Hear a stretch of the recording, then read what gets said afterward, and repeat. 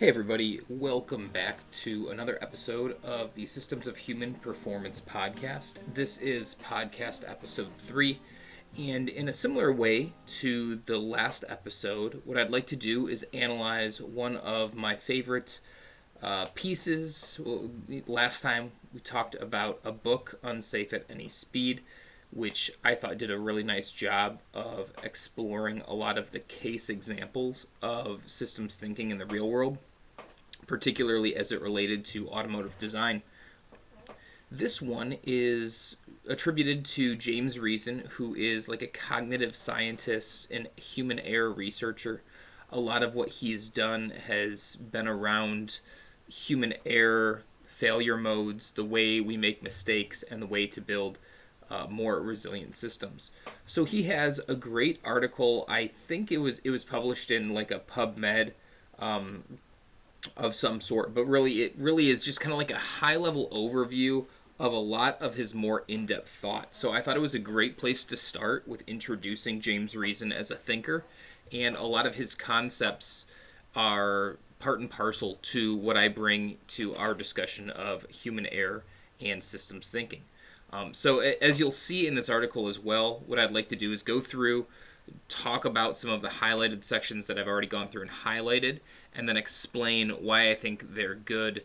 And in particular, I think we'll see in this article why there is such a nice synergy between James Reason's way of thinking about human error and how it applies to concepts of of system thinking and systems design. So with that, let's get started. The name of the article is Human Error, Models and Management.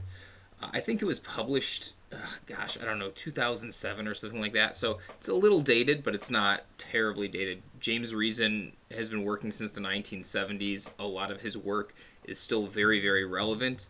But this is, I think, one of his more recent articles, actually. The human error problem, I think right off the bat, by the way, this first little snippet gets right to the heart of why we should think about human error in any approach we take to systems thinking. The human error problem can be viewed in two ways: the person approach and the systems approach. Right there, he's separating the dichotomy. We saw that last episode in Unsafe at Any Speed, where we have kind of Ralph Nader's approach to a more nuanced cause of some of the catastrophes of 20th century automotive design versus the automotive manufacturers, who were, again, time and time again, blaming the drivers for driving poorly. Each has its model of error causation, and each model gives rise to quite different philosophies of error management. Understanding these differences has important practical implications for coping with the ever-present risk of mishaps in clinical practice. So in this article, he's applying it to the medical industry. He touches a little bit on other industries too, namely aviation maintenance, but it's the same thing, right? He's got a case example of it, but these ideas, these philosophies are widely applicable in a variety of domains. And in particular, what I like about this opening sentence is he's saying, look, this is a philosophical difference. If you're going to look for human error and say whatever the human did is directly responsible for that particular error, what we might call the active failure, then yes, you're always going to go back to retraining the operator and figuring out a better way to prevent that person from making that error, what he later calls variation of the behavior of the individual. But what he's saying is the different philosophy, the philosophy that he takes, is one of systems thinking. It's the one that I take. If you're listening to this, it's probably the one you take as well. And that has very, very different implications in how we attack human error, how we build systems that are more robust and resilient, and ideally ones that help us perform better, faster, more efficient, less errors. Going forward, I've just highlighted here, he talks about errors and procedural violations of people. He calls that the sharp end. Essentially, I use that phrasing sometimes too, but essentially it's the act of failure. What did the person do directly before there was an auto collision? Directly before there was a clinical mishap on the operating room? What happened and who's to blame, right? That's kind of what comes part and parcel to when you're trying to find error causation and you're looking at an individual's behavior, is it's typically the individual's fault, right? Naturally enough, he's using that exact same thought process here too. The associated countermeasures are directed mainly at reducing unwanted variability in human behavior. What that means, variability, is he means the deviations of doing things the incorrect way. This typically means retraining, naming, blaming, and shaming the individual. He contrasts this with what he calls the systems approach. And as he says, the basic premise in the systems approach is that humans are fallible and errors are to be expected. Full stop. Even in the best organizations, even the best people, we are still going to commit errors. Errors are seen as consequences rather than causes, having their origins not so much in the perversity of human nature as the upstream systematic factors. Exactly. Again, he's contrasting the countermeasures that are going to arise from this systems thinking philosophy as it relates to reducing human error and preventing future human error. Countermeasures are based on the assumption that though we cannot change the human condition, we can change the conditions under which humans work. I love that. It's quaint, it's pithy, and I think it does a great job of flipping that causal arrow on its head, right? Rather than pointing at the operator to blame, let's point on the environment that the operator is acting in. When an adverse event occurs, the important issue is not who blundered, but how and why the defenses failed. So now he's introduced a new concept here as well, which is the defenses, right? At some point, the system has at its disposal several different defenses, several different mechanisms that are supposed to prevent failures. And the better systems have better defenses. But we need to understand, using the systems thinking approach, not just what and who failed and when, but what mechanisms, what dynamics, what attributes of the system were implicated in this sorts of failures. And from that, we can extrapolate different countermeasures to prevent future failures, right? Very, very different than just the behavior was incorrect and we need to correct that live, active behavior. So, again, he goes through here. I'm not going to read all of it, but he evaluates the person approach and he comes to find that it's wanting. He says the person approach has serious shortcomings and is ill-suited to the medical domain. I would go a step further and say to all domains. The person approach is really not good at getting to the root cause, especially when you consider systems thinking as a real viable approach to understanding causality and understanding how things happen in reality. Although some unsafe acts in any sphere are egregious, the vast majority are not. In aviation maintenance, so here's his corollary example, a hands-on activity similar to medical practice in many respects, some 90% of quality lapses were judged as blameless.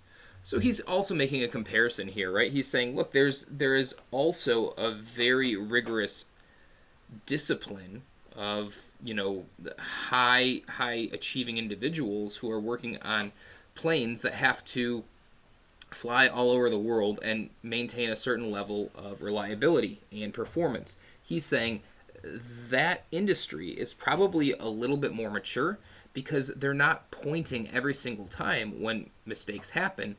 They're actually doing something a little bit better where they're saying these things were inevitable and we need to solve the systematic environment that led to them rather than the individual hands-on activity itself.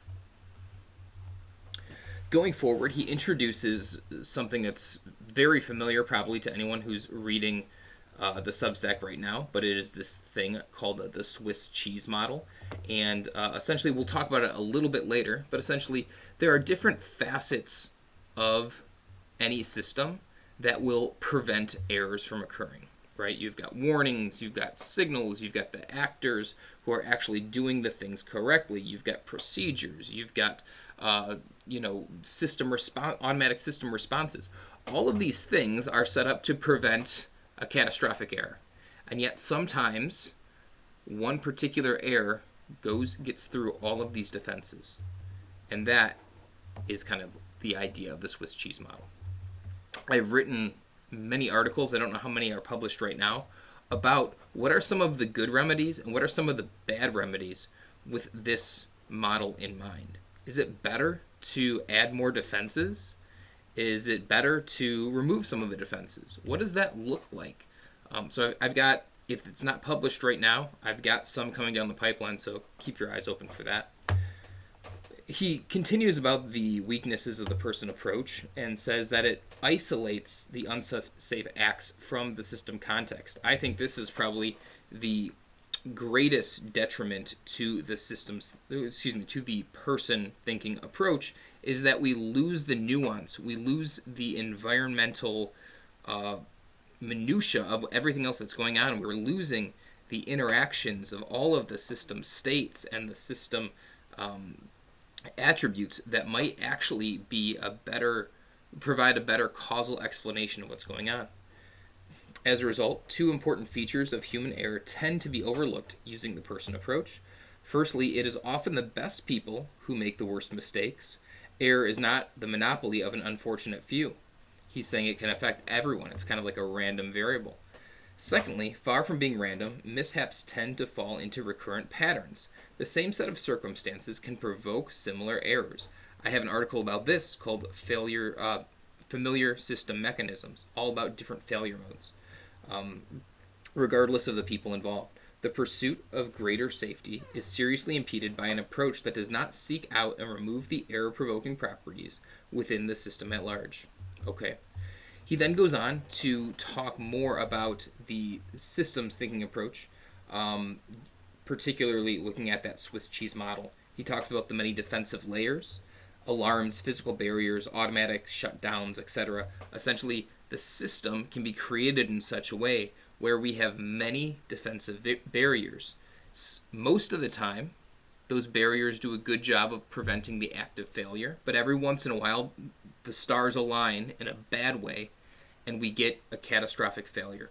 All of the defenses fail, and that error goes through. In reality, these are more like, so he talks about how these things should be, kind of like steel blocks that nothing gets through, but in reality, they are hollow, they are porous, they have many holes. He talks about the presence of the holes can align and create exactly what we talked about. And then he contrasts two ways of talking about failure, two ways that I think is extremely helpful. One is that active failure, which are the unsafe acts committed by the individuals, the ones that are on the sharp end that he talks about earlier, the immediate thing that happened prior to the error being found. The second one is the latent conditions. They are inevitable, and he uses this great metaphor called resident pathogens within a system. And he's got more thoughts on this, but essentially it's not like any one latent condition is going to cause the system to fail. Just like any one cancer cell in your body does not mean that you're going to get, a terminal illness.